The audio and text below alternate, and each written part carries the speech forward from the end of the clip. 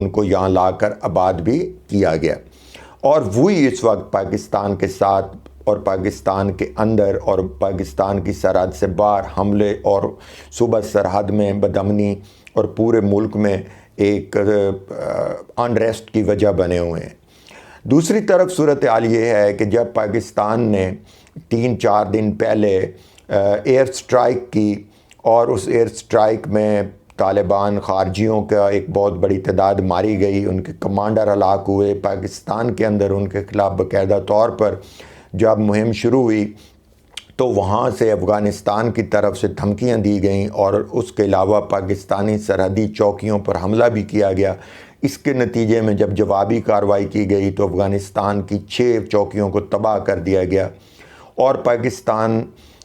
کی جو سالمیت ہے اس کو یقینی بنانے کے لیے وزیر اعظم کی طرف سے اعلان کیا گیا کہ کسی صورت میں بھی اس پر کمپرومائز نہیں کیا جائے گا۔ یہ تو وہ صورتحال ہے جو جاری ہے۔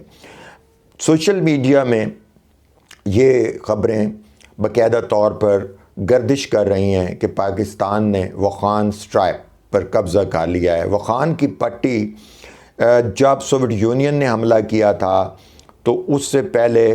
یہ تاجکستان کے پاس تھی، جو بعد میں افغانستان سے روس کے چلے جانے کے بعد پھر افغانستان کو دی گئی۔ یہ ایک مختصر سی پٹی ہے جس کو چکن نیک بھی کہا جاتا ہے، کیونکہ افغانستان کے قریب جا کر اس کی چوڑائی بالکل کم ہو جاتی ہے۔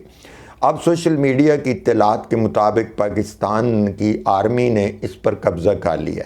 لیکن پاکستان کی طرف سے کسی سرکاری طور پر اس کا نہ تو تسلیم کیا گیا ہے، نہ اس پر کوئی بیان جاری کیا گیا ہے۔ چنانچہ میں مصدقہ طور پر یہ نہیں کہہ سکتا کہ پاکستان نے اس پر قبضہ کر لیا ہے یا نہیں کر لیا، کیونکہ جن دنوں یہ خبریں آئیں ان دنوں پاکستان کے DGI جنرل عاصم ملک تاجکستان کے صدر سے ملنے کے لیے وہاں تاجکستان کے دارالحکومت دوشنبہ میں تھے۔ اب بین الاقوامی میڈیا، خصوصاً انڈین سوشل میڈیا اور گودی میڈیا کے اندر اس بات کو بڑا سنجیدگی سے لیا جا رہا ہے کہ اگر پاکستان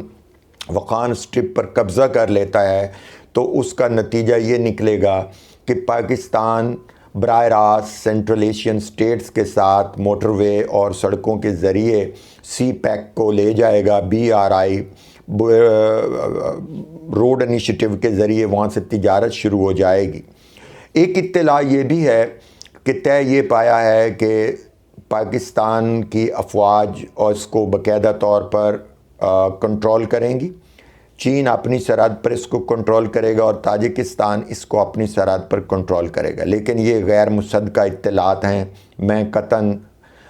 غیر ذمہ داری کا مظاہرہ کرتے ہوئے یہ نہیں کہوں گا کہ یہ کوئی مصدقہ اطلاعات ہیں، میں بار بار یہی کہہ رہا ہوں۔ اب آتے ہیں اس طرف کہ اگر اس پر پاکستان کا قبضہ ہو جاتا ہے یا پاکستان نے اس کو اپنے قبضے میں لے لیا ہے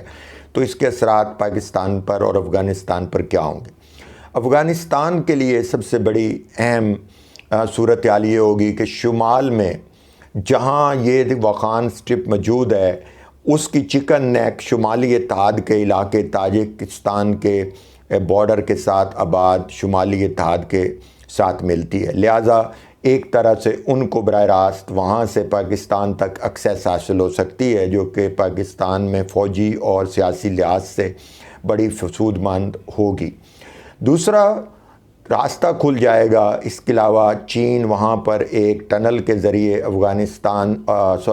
تاجکستان کے راستے کے لیے کو ملانے کے لیے وخان کے علاقے سے ایک ٹنل بھی بنا رہا ہے اپنے شہروں کو ملانے کے لیے۔ اس طرح یہ اگر پاکستان کے قبضے میں آ گئی ہے یا آ جاتی ہے تو اس کا نتیجہ یہ ہوگا کہ براہ راست گوادر تک امن کے راستے سے سینٹرل ایشین سٹیٹس یہاں پہنچ جائیں گی۔ زار کے زمانے میں جو کوئین کیتھرین تھی اس نے بھی یہ کہا تھا کہ اگر افغانستان کے راستے ہم گوادر اور گرم پانیوں تک پہنچ سکتے ہیں، یہ 200 سال پہلے کی بات کر رہا ہوں، تو اگر اس زمانے سے وہ یہ خواب دیکھ رہے ہیں تو اب امن کے راستے وہ گوادر تک آئیں گے اور گوادر پھر دنیا کا بہت بڑا کمرشل ہب بن جائے گا، جو کہ اب بننے جا رہا ہے۔ اس کے علاوہ چین پاکستان سینٹرل ایشین سٹیٹس سے ہوتے ہوئے آپ سوویت یونین اور یورپ تک اپنی تجارت کو لے جا سکتے ہیں۔ دوسری طرف ایران، پاکستان، چین اور تاجکستان کے درمیان ایک فوجی سیاسی معاشی اتحاد معرض وجود میں آئے گا، اور اس اتحاد کے نتیجے میں افغانستان ایک ایسی اسٹیٹ ہوگا جس کے بارڈر روس سے ملتے ہیں، ایران سے ملتے ہیں، پاکستان سے ملتے ہیں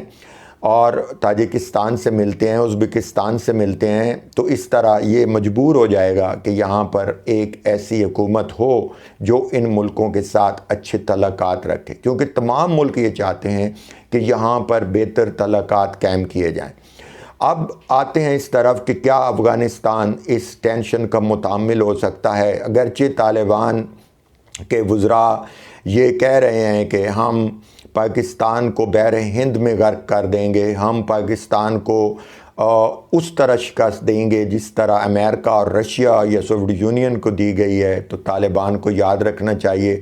کہ امریکہ اور سوویت یونین کو دی گئی شکست آپ کے ہاتھوں میں دی گئی بندوق اور آپ کو دی گئی پلاننگ اور اسٹریٹجی کا نتیجہ ہے، اور اس پلاننگ اور اسٹریٹجی میں پاکستان کے ملٹری اسٹریٹجسٹ کا دماغ کام کر رہا تھا، جس کی وجہ سے آپ نے ان دو سپر پاورز کو شکست دی ہے۔ دوسری بات یہ ہے کہ جو اپنی پروڈکٹ بناتا ہے وہ اس پروڈکٹ کو توڑنا بھی جانتا ہے، وہ اس پروڈکٹ کا خاتمہ کرنا بھی بہت اچھی طرح جانتا ہے۔ اگر ہم نے آپ کو بنایا ہے تو ہم آپ کو ڈسمینٹل کرنا بھی بہت اچھی طرح جانتے ہیں۔ ابھی آپ نے دیکھا ہوگا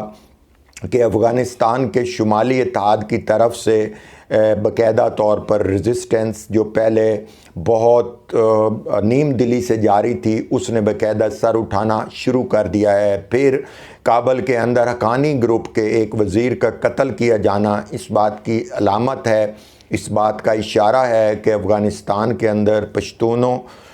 کہ قنداری گروپ اور حقانی گروپ کے درمیان باقاعدہ ٹسل جو ہے وہ چلنا شروع ہو گئی ہے، اور جو افغانستان کے اندر باقاعدہ طور پر خواتین کے اوپر لگائی گئی پابندیاں ہیں، وہ بھی دوحہ معاہدے کی خلاف ورزی تصور کی جا رہی ہیں، اور بین الاقوامی طاقتیں اور بین الاقوامی برادری یہ چاہتی ہے کہ افغانستان کے اندر باقاعدہ طور پر